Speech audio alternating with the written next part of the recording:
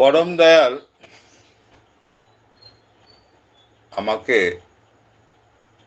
আজকে এই আপনাদের লিঙ্কে বিশ্বজিৎ বেরাদাদার সহযোগিতায় আপনাদের প্রত্যেকের সঙ্গে যোগাযোগ করে দিয়েছেন। আমি জানি না পরম দয়াল আমাকে দিয়ে কি বলাবেন, আমি যা বলাবেন আমি সেটাই বলার চেষ্টা করব।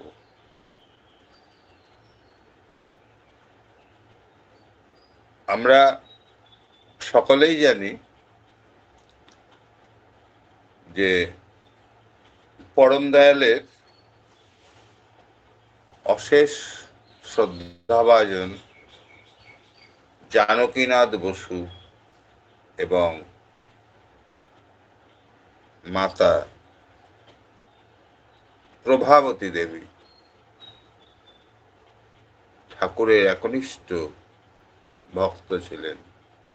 নেতাজি সুভাষচন্দ্র বসুর মাতা পিতা। বিভিন্ন সময় বিভিন্ন কাজে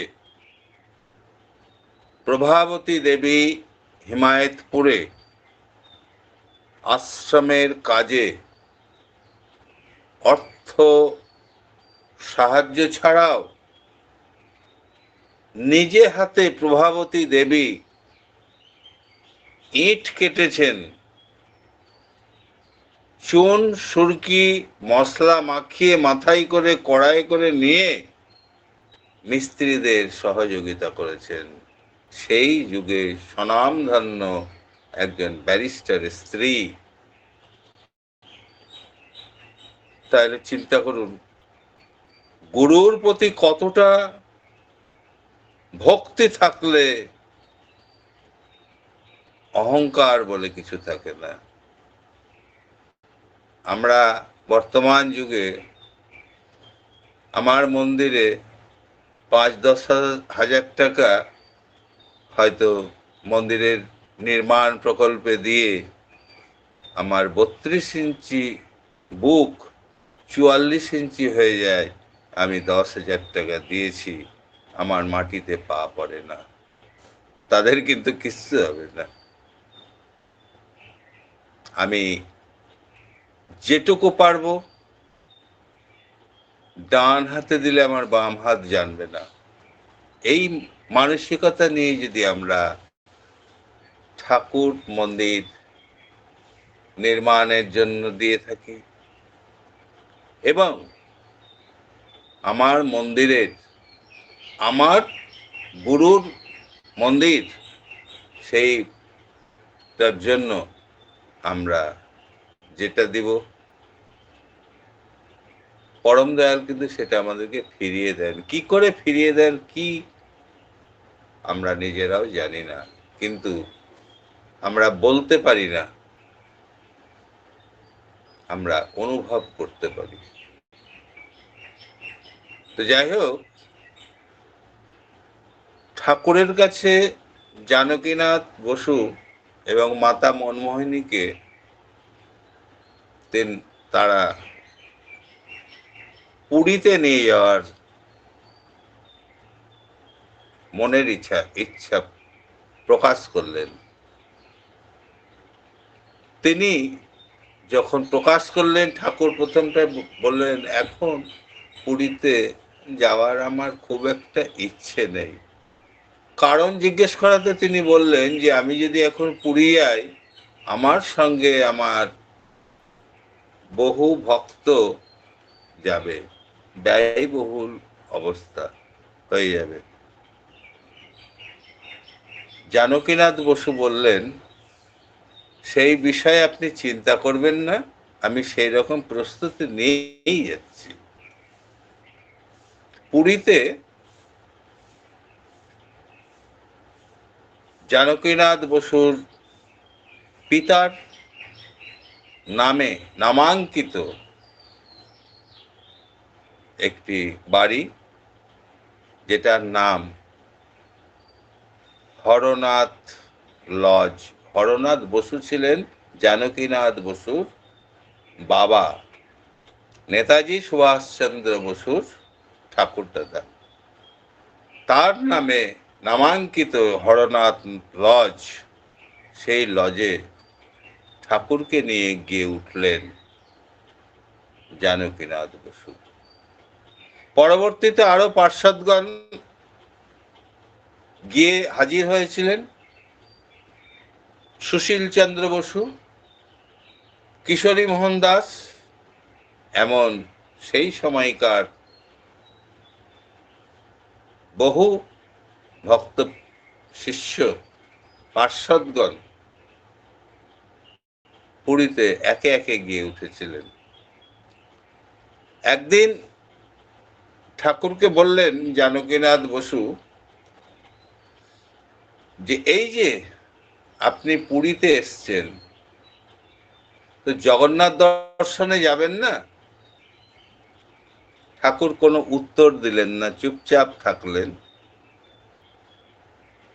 তারপরে তিনি সায় দিলেন এবং গেলেন জগন্নাথ দর্শনে। জানকীনাথ বসু সাষ্টাঙ্গে প্রণাম করলেন, কিন্তু ঠাকুর পেছনে দাঁড়িয়ে আছে, প্রণাম করছে না বা কিছু না। এটা জানকীনাথ বসু লক্ষ্য করলেন এবং ঠাকুরের মুখের দিকে তাকিয়ে দেখছেন যে ঠাকুর বিড়বিড় করে যেন কি বলছেন। জানকীনাথ বসু ভাবলেন যে ঠাকুর কার সঙ্গে কি কথা বলছেন। জগন্নাথ দেবের মূর্তির দিকে তাকিয়ে জানকীনাথ বসু দেখছেন যে জগন্নাথেরও ঠোঁট নড়ছে, ঠাকুরেরও ঠোঁট নড়ছে। মানে তারা কিছু বলছেন, কথোপকথন, সেটা বুঝতে পারলেন।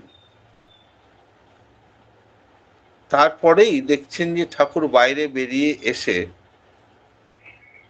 গেটের সামনে যে ভিখারিগুলো বসে থাকে, সেই ভিখারিগুলোর মধ্যে থেকে একটা ভিখারির কাছে বসে তিনি বললেন, আমাকে একটি টাকা দেবে? ভিখারিটা বলছে, আমার তো আজকে 3টে টাকাই রোজগার হয়েছে। বলছে, ওর থেকে তুমি আমাকে একটা টাকা দাও। ওই ভিখারি ছাড়বে না, দিতে চাইছে না। ঠাকুরও নাছোড়বান্দা, ঠাকুরও তার কাছ থেকে একটা টাকা নেবে তো ছাড়বে। জানকীনাথ বসু কিন্তু পেছন থেকে সেটা লক্ষ্য করলেন এবং তার খুব খারাপ লাগলো। পরবর্তীতে যখন ঠাকুরকে একটি টাকা দিলেন ওই ভিখারি, ঠাকুর বললেন, "হ্যাঁ, কাম সারছে, আমার কাম হয়ে গেছে", বলে ওখান থেকে চলে আসলেন। জানকীনাথ বসু মাতা মনমোহিনী দেবীকে এসে বলছেন যে তোমার ছেলের যদি একটি টাকার প্রয়োজন ছিল, সে তো আমাকে বলতে পারত। আমার মান সম্মান সব জলাঞ্জলিতে দিল, সে একটা ভিখারির কাছে একটি টাকা চাইল। মাতা মনমোহিনী দেবী তাকে জন্ম দিয়েছেন, তার জন্মদাত্রী। মাতা মনমোহিনী দেবী বুঝলেন যে কেন অনুকূল ওই ভিখারির কাছে একটি টাকা চাইল। সেই সস্তার সময় যে হাজার হাজার টাকা ব্যয় করে তার গুরুদেব কে নিয়ে এই পুরীধামে এসছে, একটি টাকা যে সে দিতে পারবে সেটা কিন্তু ঠাকুর জানতেন, একদম অত অবুঝ নয়। কিন্তু তবু ওই ভিখারির কাছে চাওয়ার পেছনে নিশ্চয়ই একটা কোনো কারণ আছে, এটা মাতা মনমোহিনী দেবী বুঝলেন। পরবর্তীতে নেতাজির বাবা জানকীনাথ বসু যখন জিজ্ঞেস করলেন ঠাকুরকে সরাসরি, তখন ঠাকুর বললেন, আপনি একবার গিয়ে দেখুন তো ওইখানে সেই ভিখারি কি করে। জানকীনাথ বসু বললেন যে এরকম করে বলছে কেন, ঠিক আছে যাই দেখি। গেলেন, গিয়ে দেখছেন যে সেখানে ভিখারিটা বসেনি। বিকেলে আবার গেলেন, বিকেলে গিয়ে দেখছেন যে বসেনি। তার পরের দিনও সকালে গেলেন, গিয়েও দেখছে যে বসেনি। তখন পাশের ভিখারিগুলোকে জিজ্ঞেস করলো, এইখানে যে ভিখারিটা বসতো সেই ভিখারিটা গেল কোথায়? তখন আশপাশের ভিখারিরা বলল, ও আর ভিক্ষে করবে না, ও বলছে আমার অভিশপ্ত জীবন থেকে আমি মুক্ত হয়ে গেছি, আমি আর ভিক্ষে করব না। তাই সে আর ভিক্ষে করছে না। পরবর্তীতে গিয়ে ঠাকুরকে যখন এই নির্দেশ খবর দেয়া হয়, তখন ঠাকুর বললেন যে জগন্নাথ দেব আমাকে বললেন যে এদের 7 পুরুষ থেকে ভিখারি ভিক্ষে করে বেড়াচ্ছে, এদের অভিশাপ থেকে মুক্ত হচ্ছে না, একে তুমি অভিশাপ মুক্ত করে দাও। তাই আমি ওর কাছ থেকে 1টি টাকা গ্রহণ করে ওর আমি অভিশাপ মুক্ত করে দিলাম। এই হচ্ছে ঠাকুর অনুকূলচন্দ্র। আমরা তাকে মানে প্রথম থেকে ইষ্টভীতি দেওয়ার জন্য এত আমাদের মন শরীর কচকচ করে, কিন্তু এই ইষ্টভীতিটা আমরা দিয়ে এর যে আমরা ফল কি পাই সেটা আমরা বুঝতে পারি, আমরা বলতে পারি না। আমি যখন দীক্ষা নিয়েছিলাম তখন 25 পয়সা ইষ্টভৃতি করি। আমি দীক্ষা নিয়েছি 89 সালে। তার আগে আমি ঠাকুর সম্বন্ধে কিছু জানতামই না, দীক্ষা সম্বন্ধে আমার কোনো জ্ঞানই ছিল না। তো আজকে আমি সেই ইষ্টভৃতি এই বিভিন্ন সৎসঙ্গে গিয়ে বিভিন্ন দাদাদের কথাবার্তা শুনে যাজিত হয়ে আজকে আমি বলতে হয় না, তবু আমি বললাম যে আমি 32 টাকা করে ইষ্টভৃতি করি, করেও মনে হয় যে আমি কিছুই করছি না, আমার আরো কিছু বাড়ানো দরকার ইষ্টভৃতি। আজকে আমার 67 বছর বয়স, আমি একা থাকি বাড়িতে, আমি ঠাকুরকে নিয়ে চলি, আমার বাড়িতে আর একটিও মেম্বার নাই, আমার ঠাকুর বড় মা বড়দা ছাড়া।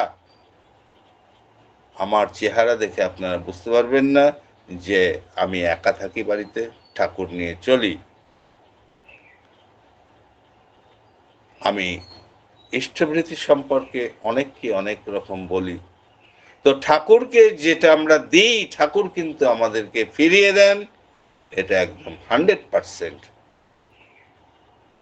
তো সেই ভিখারির ভিক্ষাবৃত্তি থেকে অভিশাপ মুক্ত করেছিলেন, এই একটা জলজান্ত লীলা দেখেছিলেন জানকীনাথ বসু পুরীতে। তো এইরকম লীলা ঠাকুর অনেক দেখিয়েছেন। যাই হোক, আমার তো 5টা 5 অব্দি বলার, তাই দাদা 5টা 15 দাদা। আগে আগে তা আমরা এই যে ঠিক মতো যদি নাম ধ্যান করি এবং আমরা ঠিক টাইমে যদি ঘুম থেকে উঠি এবং ঠাকুর যেটা বলেছেন উষায় নিশায় মন্ত্র সাধন, চলাফেরায় জপ, যথা সময় ইষ্ট নিদেশ, মুক্ত করায় তপ, এগুলো যদি আমরা ঠিক ভাবে পালন করি, এই যে দুটো শিশু রাস্তায় হেঁটে যাচ্ছে, মন্দিরে যাচ্ছে প্রার্থনা করতে। এই যে আমরা ছোট থেকেই যদি আমার সন্তানদেরকে ইষ্টমুখী করে তুলি, তাদের জীবনে চলার পথে উন্নতি ছাড়া অবনতি কিছুতেই হতে পারে না। আমি নিজে হাতে আমার শিশুকে তৈরি করব। সে মায়ের গর্ভ থেকেই ঠাকুরন্ত প্রাণ হয়ে যায় যদি সেরকম মা হয়। মাই হচ্ছেন প্রথম শিল্পী, যিনি আমাদেরকে গড়ে তুলছেন। মায়ের মতো বড় শিল্পী আর পৃথিবীতে কেউ নেই। মাই সন্তানকে সব রকম ভাবে তৈরি করতে পারে। তো আমরাও এরকম ভাবে সকলকে তৈরি করব। একজন আমাকে জিজ্ঞেস করছিল, এই যে নাম ধ্যান বলেন, নাম ধ্যান এসবের কি হয়? আমি বললাম, নাম ধ্যানে কি হয় এটা তো আমি ঠিক মুখে বলে বুঝাতে পারবো না। আপনি লঙ্কা কি হয়? লঙ্কা খেলে জিভে ঠেকান, লঙ্কা খেলেই ঝাল লাগবে। করলা খেলে কি হয়? জিভে ঠেকান, তখন বুঝবেন যে করলার স্বাদ কি।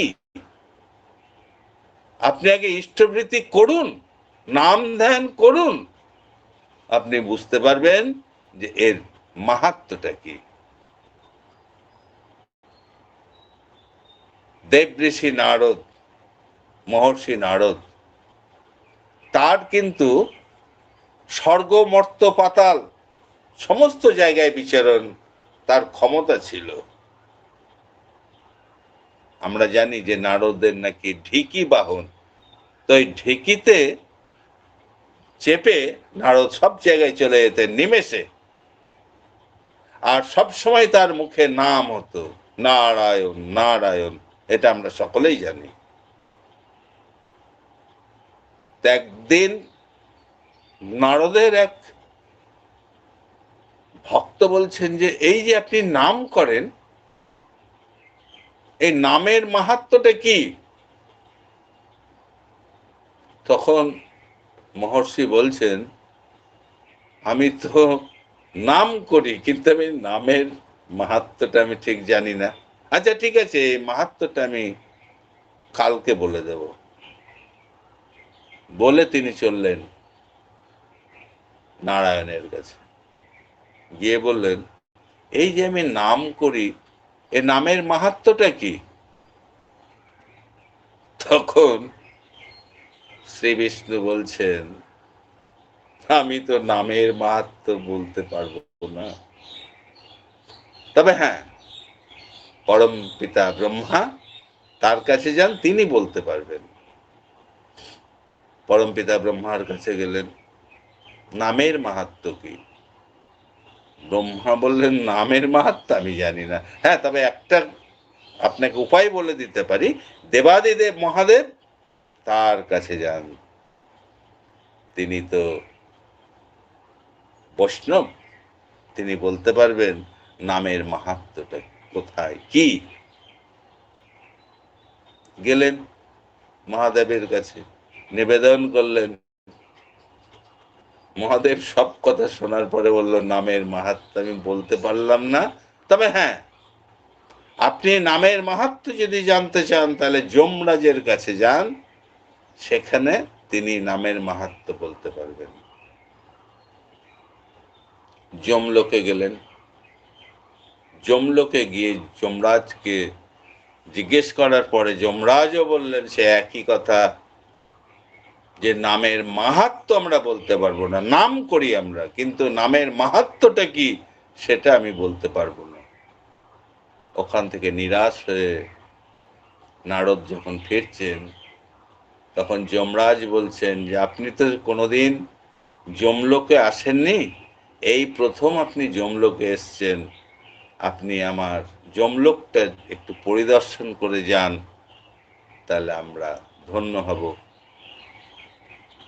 সেই যমলোক পরিদর্শন করতে গিয়ে দেখছে, একদিকে খুব চিৎকার চেঁচামেচি হচ্ছে, উফ মা বাবা মরে গেলাম, যন্ত্রণা, এ এমন চিৎকার হচ্ছে যে কান ঝালাপালা হয়ে গেল। তখন নারদ যমরাজকে বলছেন যে এই যে এত চিৎকার চেঁচামেচি এসব কারা করছে? তখন যমরাজ বলছেন যে আমাদের যারা মর্তলোকে যারা যে কর্ম করেছে সেই কর্মের ফল এখানে ভোগ করছে, তারা পুণ্য আত্মা হচ্ছে, এরা এক একজন আসামি, তাই তাদেরকে সেরকম সাজা দেয়া হচ্ছে, এরা যন্ত্রণায় তাই চিৎকার চেঁচামেচি করছে। এই কথা শুনে নারদ হঠাৎ চিৎকার করে কানে হাত দিয়ে নারায়ণ নারায়ণ করে চিৎকার, আর যেই নারায়ণ নারায়ণ করে চিৎকার করেছেন যমলোকের সেই চিৎকার চেঁচেমেচি বন্ধ হয়ে গেল। যমরাজ বলছেন, হে যা, এ আপনি কি করলেন? নারদ বলছেন, আমি কি করলাম? বলছে যে আপনি নাম করে দিলেন, এরা তো সব উদ্ধার হয়ে গেল। তখন নারদ বলছেন, ও এতক্ষণে আমি বুঝতে পারলাম নামের মাহাত্ম্যটা কি। নাম আমরা যারা করি, আমরা নামের মাহাত্ম্য অনুভব করতে পারি না, অনুভূতি আমাদের আসে, আমরা অনুভূতির দ্বারাই নাম ধ্যানের গুরুত্বটা আমরা জানতে পারি। তাই আমরা উষায় নিশায় মন্ত্র সাধন, চলাফেরায় জপ, যথা সময় ইষ্ট নির্দেশ মুক্ত করায় তপ, আমরা এই নীতি নিয়ে যদি চলি, দুঃখ কষ্ট কোনো কিছুই আমাদেরকে স্পর্শ করতে পারে না।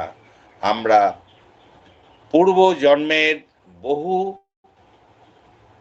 সুকৃতির ফলে এই জন্মে এসে আমরা পরম দয়ালের চরণাশ্রিত হয়েছি, তার সৎ নামে দীক্ষা গ্রহণ করেছি আমরা এই জন্মে। তাই এই জন্মটা আমরা বিফলে যেন আর না যাই, এই চেষ্টা আমরা করব,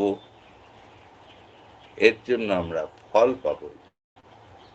তবে কোনো কিছু করে ফলের আশা করো না, ঠাকুরের বলা আছে। আমরা কোনো কিছু করব, ফলের আশা করব না, আমার ফল আপনিই আমি পাব, সে ভালোই করি আর মন্দই করি। তাই বর্তমান যে জোয়ার এসছে ডিপি ওয়ার্কের আচার্য দেব এবং পূজনীয় অবিনবাবু, তারা যে ডিপি ওয়ার্কের জোয়ার নিয়ে এসছেন, এই ডিপি ওয়ার্ককে যারা আমরা ব্রতী হয়েছি, ডিপি ওয়ার্ক নিয়ে আমরা যে পুরনো গুরু ভাই যারা দীক্ষা নিয়েছে তাদের কাছে যাচ্ছি, গিয়ে তাদেরকে যাজিত করছি, তাদেরকে সমস্ত কিছু বুঝাচ্ছি, ঠাকুরের পরিপ্রেক্ষিতে কি করণীয়, কি করলে কি হয়, এসব বলার পরে তারপরে তাকে ইষ্টভৃতির কথা বলছি। ঠাকুরের আসন কি করে রাখা আছে, ঠাকুরের পাতিকৃতি কোথায় আছে, সবকিছু আমরা ঠিক ঠিক করে দিয়ে তাকে আবার ইষ্টপ্রাণ করে আমরাও প্রসাদ গ্রহণ করছি আচার্য দেবের। তাই ডিপিআর আমাদের করতেই হবে। এই সময় এসছে, আমরা যে যাই করি না কেন অন্তত পক্ষে দিনের মধ্যে একটা বাড়িতে হলেও আমরা যাব, এবং ইষ্টভৃতির কথা বলতে হবে না, কেমন আছে কি করছে, তোমরা যে ঠাকুরের দীক্ষা নিয়েছিলে তোমরা কি নাম ধ্যান করো, ঠাকুরের আসনটা কোথায়, তোমাদের কিভাবে ঠাকুর রেখেছো। একদিনে না হলে আপনি 2 দিনে যান, 3 দিনে যান, 4 দিনে যান, চা খান বাড়িতে গিয়ে, আর গল্প করেন।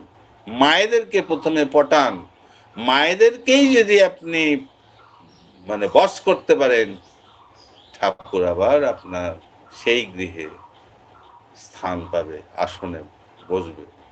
তাই আমরা এই চেষ্টা করব, ডিপি আর্ট নিয়ে চলবো।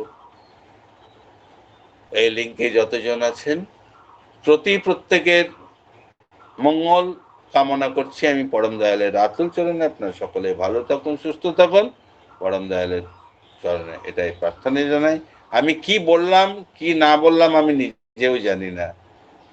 আমি আপনাদের সকলের কাছে জয়গুরু জানিয়ে আমার মানে আলোচনার এখানে বিধান নিলাম। জয় গুরু।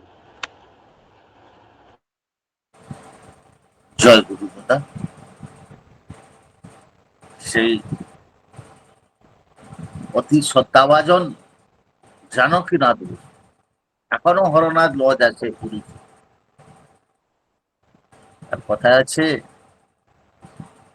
ঠাকুর তো বলেছে যা দেবী তুই তা ফিরে পাবি। খুব সুন্দর ভাবে ভিকারির 5 জন্মের ভিক্ষা করার যে অভিশপ্ত জীবন, 16 আনা নিয়ে ঠাকুর তার জীবনটাকে মুক্ত করে। বহু ঘটনা আছে ঠাকুরের জীবনে। আমার দাদা খুব সুন্দরভাবে, দাদা বলি আমরা সবাই একা, একমাত্র আমাদের সঙ্গে সবসময় পরম পিতা বিরাজমান থাকে। তাই কেন বলবো, শিশু বর্দার কাছে একজন দাদা গিয়ে বললেন বাড়ি থেকে আমাকে তাড়িয়ে দিয়েছেন বা তেজ্য পুত্র করেছেন, কিন্তু এটা বলল যে আমি তো আছি। যেন শিশু বর্দাকে পিতৃদেব বলা হয়। সবারই পিতার মতন তিনি ভালোবাসেন সবাই। আমি দাদার ইষ্টস্থল মঙ্গল দীর্ঘায়ু কামনা করি। পরম পিতার দর্শক নামধায়ন স্বস্তি যজ্ঞের পরিবারের পক্ষ থেকে অসংখ্য ধন্যবাদ, প্রণাম নিবেদন করি। ভালো থাকবেন, সুন্দর থাকবেন, সুস্থ থাকবেন দাদা। জয় গুরু। আমার সদ্য সমীর বিশ্বাস দাদা আছেন? জয় গুরু। জয় গুরু দাদা। উপস্থিত মায়েরা 5টা 19 বাজলে শঙ্কর ধ্বনি উলুধ্বনি করে আজকের প্রার্থনা সভাটাকে আরম্ভ করবে। মায়েদের কাছে বিশেষ অনুরোধ রইল। আমার সদ্য দাদা উপস্থিত আছে। একটি কথা, আমরা এত দিন কিংবা এত বছর পুরোটা জীবন ঠাকুর ঠাকুর করে কাটিয়ে দিলাম। একটি কথা আমার বলতে ইচ্ছে করে, তার কারণ হচ্ছে আমরা ঠাকুরকে বুঝে নিয়েছি। তাহলে বুঝে নিয়েছি তো আমাদের ভেতরে বা আমার ভেতরে এত জড়তা কেন? সেই জড়তা মুক্তি করার জন্য দাদা বললেন না, উষায় নিশায় মন্ত্র সাধন, চলাফেরায় জপ, তথা স্বার্থে ইষ্টে নির্দেশ মুক্ত কর। খুব সুন্দরভাবে আজকে যাজন করলেন।